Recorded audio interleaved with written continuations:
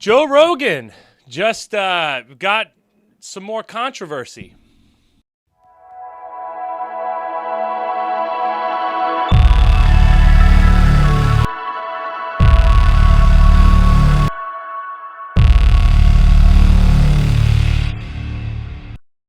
Joe Rogan, we were talking about him last week, and now we're talking about him this week. We can't escape Joe Rogan. It seems like people have it out for Joe Rogan. I don't understand why, though. Why would they have it out for... Oh, I know why. He said he's not getting that thing done to him. That everybody's getting done to him. You know, the procedure that you have to get in order to travel and all those other good things. The mandates and everything else. He just has an alternative opinion on the matter. And it's very interesting to see. Fake news is on the attack. Fake news is on the attack.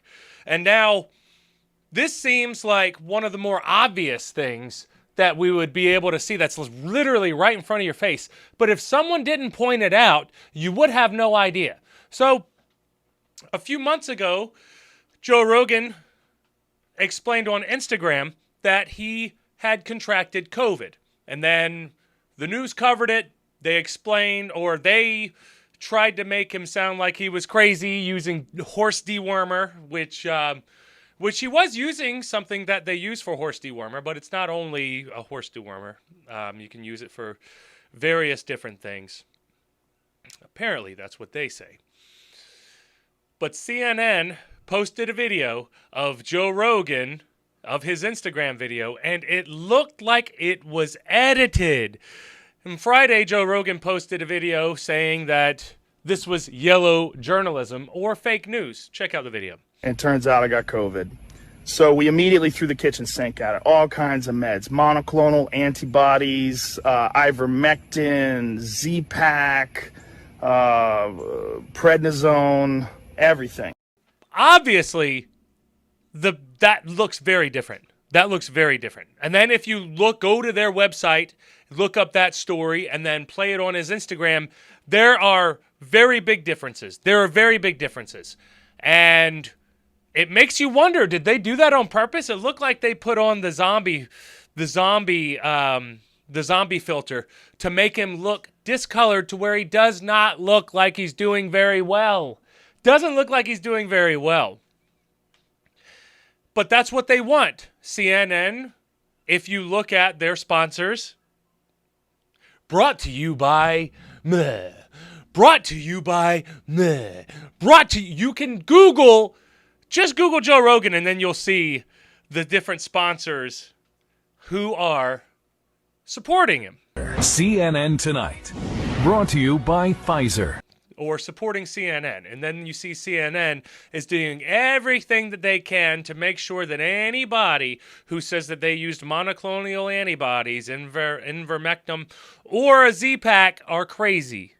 Because there's only one way that you can treat COVID in this pandemic, according to them, and that's with the vaccine and getting all the vaccines and stuff like that. Even though that seems to be slowing down a little bit right now. But we'll see as it goes. You never know how it's going to go. So it looks like they made him look significantly more sick. He looks discolored. He looks like he's pale. He looks like he's very, very sick. But it's just crazy because there's a lot of people who had a bunch of different comparisons with it, and they were wondering what the hell is up with CNN. The Associated Press did fact-check the claim, and they said that they didn't see anything. They said that that there was nothing done to the video. No one did anything to the video, but if you look at the two separate videos, they do look different, and I'll pop them back up one more time. You see, they do look different. Now, what type of weird games are people playing? I don't know. All I know is that CNN definitely has a history of putting out things that weren't true and then apologizing for them later. CNN did that with a lot with Donald Trump. They did that with the Scaramucci slip. Trump Jr., they did a little bit of that.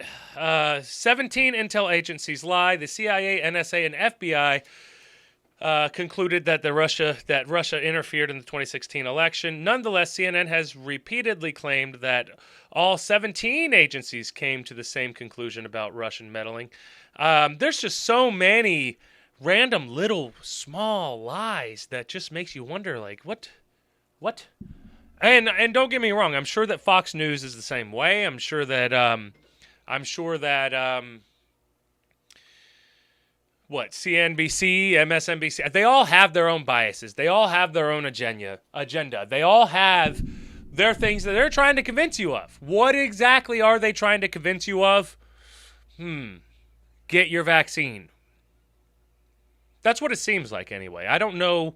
Why would they be lying? So what's the point of CNN making Joe Rogan look more sick than he really actually looked? So probably it's to encourage people, knowing that Joe Rogan probably, you don't know for sure. I mean, he did recently say it, but knowing that Joe Rogan did not get his vaccination could lead you to leading people into believing that you will be more sick if you do not get the vaccine and you need to get the vaccine. But it's always crazy, and I don't necessarily want to harp too much on this point because I think the overall point is more important, and that's one of these little white lies, which it's not a big deal for a certain specific story. If you have a certain specific story and you don't necessarily tell the exact truth, it'll be okay, I'm sure. Not the best, because you want people knowing the truth. You want people understanding what is really going on. But if they're able to decipher anything different, then there's not much that you can do about that. The problem is, majority of the people do not decipher what they believe and what they do not believe. Majority of the people out there are watching these news corporations because they are corporations. They are in the business of profit.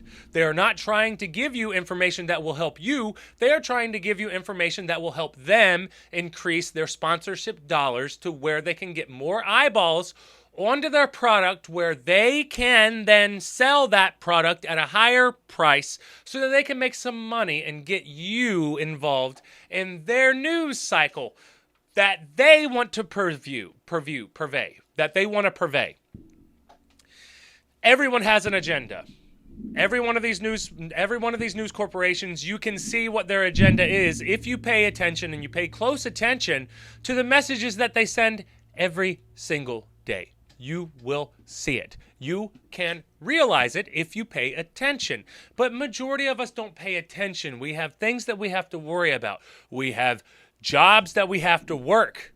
We have children that we have to take care of. We have family members that we have to take care of. We have all of these exterior variables stopping us from thinking tough about the things that we're seeing on television, especially about the news, especially when it's not local news, because local news you can verify. International and global news, that's way harder to verify, and you kind of have to take the word for it. But let me ask you this. If you can pull up articles of this same company lying and lying and lying and lying and lying, why would you trust them and why would you believe them? If we found out that majority of the companies who are giving us information or are feeding us information, if they are lying to us, what is the best thing that we can do? I argue it's not listen to them. You don't listen to them. There's lies out there, and you know that they're lying, but why are they lying? Why? Because a lot of their sponsors are paying for that ad. A lot of their sponsors are in the pharmaceutical industry. Just Google it, guys. I don't want to put too much out here on these videos because we are on YouTube, and you guys know how YouTube is.